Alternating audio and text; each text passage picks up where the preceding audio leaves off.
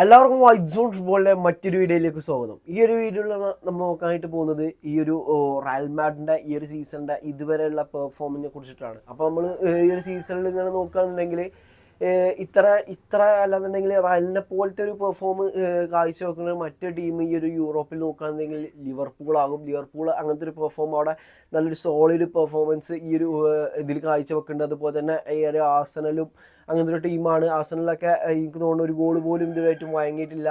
അങ്ങനത്തെ ഒരു ഗോളേ വഴങ്ങിയിട്ടുള്ളൂ. ആ ഒരു ഗോള് ഈ ഒരു ലിവർപൂളിനെതിരെയാണെന്നുള്ളത് ആ ഒരു സോബോസ്ലൈൻ്റെ ഫ്രീ കിക്ക് ആയിരുന്നു. അങ്ങനത്തെ ഒരു പെർഫോമൻസ് ആണ് ആഴ്സണലും കാഴ്ചവെച്ചുകൊണ്ടിരിക്കുന്നത്. അങ്ങനെ ഈ ഒരു തോൽക്കാത്ത രണ്ട് ടീം എന്ന് പറയുകയാണെന്നുണ്ടെങ്കിൽ ഇപ്പോൾ മെയിൻലി ഞാൻ പറയുന്നത് റയലും അതുപോലെ തന്നെ ലിവർപൂളോ. അപ്പോൾ ഈ ഒരു റയലിൻ്റെ ഈ ഒരു സീസണത്തെ ഇതുവരെയുള്ള പെർഫോമിനെ കുറിച്ചിട്ടാണ് സംസാരിക്കാൻ പോകുന്നത്. നമ്മൾ കഴിഞ്ഞ വീഡിയോയിൽ നമ്മൾ പറഞ്ഞിട്ടുണ്ടായിരുന്നു ഈ ഒരു സാബിയെ കൂടുന്ന മാറ്റങ്ങളും അങ്ങനത്തെ കാര്യങ്ങളൊക്കെ നമ്മൾ കഴിഞ്ഞ വീഡിയോയിലൂടെ ഡിസ്കസ് ചെയ്തിട്ടുണ്ടായിരുന്നു. ഇനി നമ്മൾ ഇതുവരെ കളിച്ചതിൽ എത്രത്തോളം പ്ലെയേഴ്സ് ഇമ്പ്രൂവ് ആയിട്ടുണ്ട്, ആരൊക്കെ വന്നതാണ് ടീമിനെ സഹായിച്ചത് എന്നുള്ളതൊക്കെയാണ് പറയുന്നത്.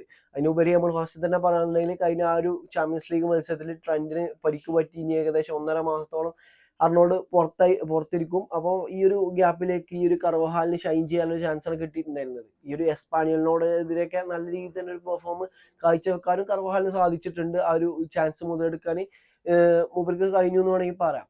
പിന്നെ ഈ ഒരു സ്ക്വാഡിൽ നല്ലൊരു ചേഞ്ചസ് കൊണ്ടുവന്ന 2 പ്ലെയേഴ്സാണ് ഡീൻ ഹുയ്സനും അതുപോലെ തന്നെ എഡർ മിലിറ്റാവും.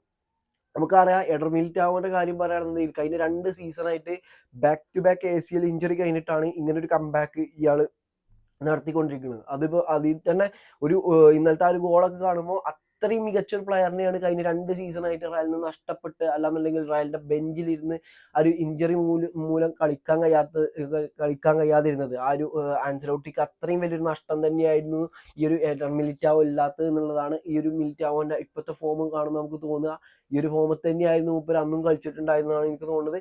അപ്പോൾ ആ ഒരു അങ്ങനത്തെ ഒരു പ്ലെയറിന്റെ ആ ഒരു വരും. അതുപോലെ തന്നെ ഡീൻ ഹുയ്സൺ എന്ന് പറയുന്ന ആ ഒരു സോളിഡ് സെൻട്രൽ ബാക്കിനെ സൈൻ ചെയ്തതും ഈ ഒരു ഇതിൽ പ്രധാന പങ്ക് വഹിച്ചിട്ടുണ്ട്. ഈ ഒരു അതായത് ഈ പറയുന്നത് ആ ഒരു കഴിഞ്ഞ സീസണിന്റെയും മുമ്പത്തെ സീസണിന്റെ ഒക്കെ അപേക്ഷിച്ച് നോക്കുമ്പോൾ ഈ ഒരു ബാക്ക് ലൈന് കുറച്ചുകൂടി ശക്തമായിട്ടുണ്ട് ഇപ്പോൾ റയൽ മാഡ്രിഡിന്റെ. അതിൽ മറ്റൊരു ഘടകം എന്ന് പറയുന്നത് കറേറസ് ആണ്. കറേറസ് എല്ലാ മത്സരത്തിലും ഒരു അസറ്റാണെന്ന് വേണമെങ്കിൽ പറയാം. റയലിനെ സംബന്ധിച്ചിടത്തോളം പല ആൾക്കാരും ഈ ഒരു കറേറസിനെ സൈൻ ചെയ്യാമെന്നപ്പം ഇതിലാറി നല്ല ഓപ്ഷൻസ് വേറെ ഉണ്ട് എന്നൊക്കെ പറഞ്ഞവരുണ്ട്. പക്ഷെ ഇപ്പൊ നമുക്ക് നോക്കുകയാണെന്നുണ്ടെങ്കിൽ കറേറസിനെ സൈൻ ചെയ്ത് റയലിനെ സംബന്ധിച്ചിടത്തോളം ബിഗ് മൂവ് ആയിരുന്നു വേണമെങ്കിൽ പറയാം. അപ്പോൾ അങ്ങനത്തെ ഒരു ഇതാണ് ഈ ഒരു ബാക്ക് ലൈനെ കുറിച്ച് പറയാനുള്ളത്.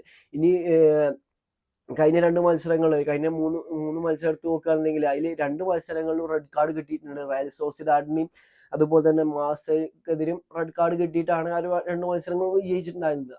ആ ഒരു ഇതിൽ തന്നെ ഈ ഒരു റെഡ് കാർഡ് കിട്ടിയിട്ട് പോലും റയൽ സോസിഡാഡിനോട് ഒന്നും അടിക്കാൻ ഈ ഒരു റയലിനെ കൊണ്ട് സാധിച്ചിട്ടുണ്ടായിരുന്നു എന്നുള്ളതാണ്. ആ ഒരു മത്സരം എന്ന് പറയുന്നത് നമുക്കറിയാം റയൽ സോസിഡാഡ് പൊതുവെ റയൽ മാഡ്രിഡിന് ഒരു ടഫ് ഓപ്പോണന്റ് ആണ്. പക്ഷെ അവിടെ നല്ല രീതിയിൽ തന്നെ ആ ഒരു റെഡ് കാർഡിനെയും മറികടന്ന ഒരു മത്സരം വിജയിക്കണം നമ്മൾ കണ്ടു. ഈ ലീഗിലാണെന്നുണ്ടെങ്കിൽ 6 മത്സരം കളിച്ചിട്ടുണ്ടെങ്കിൽ 6 മത്സരം വിജയിച്ചിട്ടുണ്ട്. ഒറ്റ മത്സരം പോലും ഡ്രോയോ അല്ലെങ്കിൽ പരാജയപ്പെട്ടിട്ടോ ഇല്ല റയൽ മാഡ്രിഡ്. അങ്ങനത്തെ ഒരു ഫോമിലൂടെയാണ് റയൽ കടന്നു പോയിക്കൊണ്ടിരിക്കുന്നത്.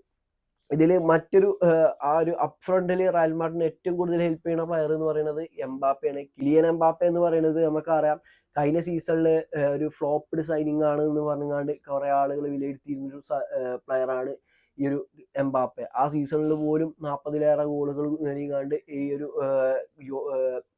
യൂറോപ്യൻ ഗോൾഡൻ ബൂട്ട് സ്വന്തമാക്കിയിട്ടുള്ള പ്ലെയറാണ്.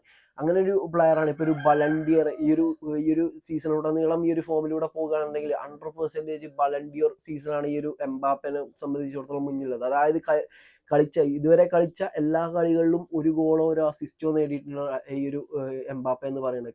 റയൽ മാഡ്രിഡിന്റെ ഈ ഒരു എംബാപ്പ ഇറങ്ങിയ ലാസ്റ്റ് ഒരു 10-15 ഗെയിംസിൽ 60% ഗോളുകളും അടിച്ചിട്ടുണ്ടായിരുന്നത് ഈ ഒരു എംബാപ്പ തന്നെയാണ്. അങ്ങനത്തെ ഒരു സോളിഡ് പെർഫോമൻസ് ആണ് റയൽ മാഡ്രിഡിൽ ഇപ്പോൾ എംബാപ്പ കാഴ്ചവെച്ചുകൊണ്ടിരിക്കുന്നത്. അപ്പോൾ ഈ ഒരു അപ്പ് ഫ്രണ്ടിൽ നമുക്ക് ഇതൊക്കെ തന്നെ പറയാനുള്ളൂ. വിനീഷ്യസ് ജൂനിയർ ആണെന്നുണ്ടെങ്കിൽ നല്ലൊരു ഫോമിൽ തന്നെയാണ് ഇപ്പോഴും കളിച്ചുകൊണ്ടിരിക്കുന്നത്. പല ആൾക്കാരും വിനീഷ്യസ് ജൂനിയർ അടിക്ക് പോയി എന്നൊക്കെ പറയുന്നുണ്ടായിരുന്നു. പക്ഷെ അവിടെ വിനീഷ്യസ് ജൂനിയർ ആ ഒരു എംബാപ്പനെ സപ്പോർട്ട് ചെയ്ത് കാണുന്ന നല്ല രീതിയിൽ തന്നെ ചാൻസസ് ക്രിയേറ്റ് ചെയ്യുന്നുണ്ട്. എംബാപ്പയ്ക്ക് അത് കൺവേർട്ട് ചെയ്യാൻ ഒന്നുകൂടി ശ്രമിച്ച കൂടുതൽ ഗോളുകൾ പിറക്കുമെന്നാണ് എനിക്ക് തോന്നുന്നത്. ഇനി നമ്മൾ മിഡ്ഫീൽഡിലേക്ക് വരികയാണെന്നുണ്ടെങ്കിൽ മിഡ്ഫീൽഡിൽ ഈ ഒരു സീസണിലുള്ള ഏറ്റവും വലിയ മാറ്റം എന്ന് പറയുന്നത് ച്വാമിനിന്റെ ആ ഒരു റോളാണ്. ഒരു ആങ്കർമാൻ റോളിൽ അത്രയും നല്ലൊരു സോളിഡ് പെർഫോമൻസ് ആണ് ഈ ഒരു സാബി അലോൺസോന്റെ കീഴിൽ ഈ ഒരു ചുവമിനി കൊണ്ടിരിക്കുന്നത്. അപ്പൊ നമ്മൾ പറയും ഈ ഒരു ആൻസലോട്ടിക്ക് ചുവമിനി യൂസ് ചെയ്യാൻ കഴിയില്ലായിരുന്നു എന്ന്. പക്ഷെ അങ്ങനെ പറയുന്നത് ഒരിക്കലും ശരിയല്ല. കാരണം ആൻസലോട്ടിന്റെ ഗതികേട് കാരണമാണ് ഈ ഒരു ചുവമിനിയൊക്കെ സെൻട്രൽ ബാക്ക് കളിച്ചിട്ടുണ്ടായിരുന്നത്. അല്ലാന്നുണ്ടെങ്കിൽ അങ്ങനെ സംഭവിക്കില്ല. ഒരു DMF റോളിൽ ചുവമിനി ആൻസലോട്ടിന്റെ അണ്ടറിൽ കളിച്ചപ്പോഴും ഇതേ കളി തന്നെ പുറത്തിട്ടുണ്ട്. അത് ഈ ഒരു പെർഫോമൻസ് ഓൾറെഡി ചുവമിനി തെളിയിച്ച ഒരു പ്ലെയറാണ്. ആ ഒരു റയലത്തെ ഇഞ്ചുറി ക്രൈസിസ് കാരണമാണ് ഈ ഒരു ചുവമിനിനെ അത്ര രീതിയിൽ ആ ഒരു ഇമ്പാക്റ്റിൽ ആൻസലോട്ടിക്ക് യൂസ് ചെയ്യാൻ കഴിയാതിരുന്നത്.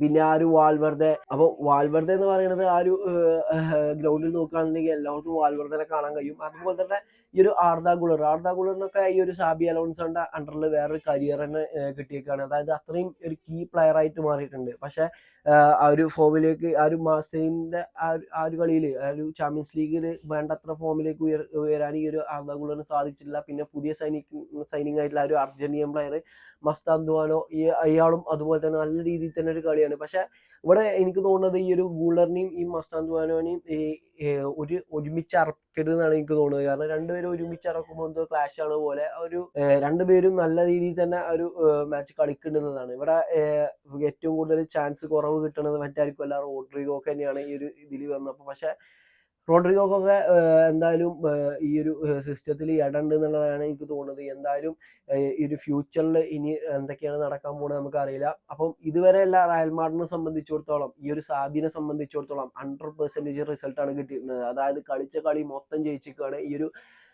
വിത്തൗട്ട് ക്ലബ്ബ് വേൾഡ് കപ്പ് എന്നുള്ള ഇതിൽ പറയുകയാണെന്നുണ്ടെങ്കിൽ. അപ്പോൾ ഇതൊക്കെയാണ് ആ ഒരു മത്സരങ്ങളെ കുറിച്ചിട്ട്, അല്ലാന്നുണ്ടെങ്കിൽ സാബിന്റെ ഒരു റയൽ മാഡ്രിഡിനെ കുറിച്ചിട്ട് പറയാനുള്ളത്. അപ്പം ഈ വീഡിയോ നിങ്ങൾക്ക് ഇഷ്ടപ്പെടുകയാണെന്നുണ്ടെങ്കിൽ തീർച്ചയായിട്ടും കൂടെ നിൽക്കുക. ഓക്കെ.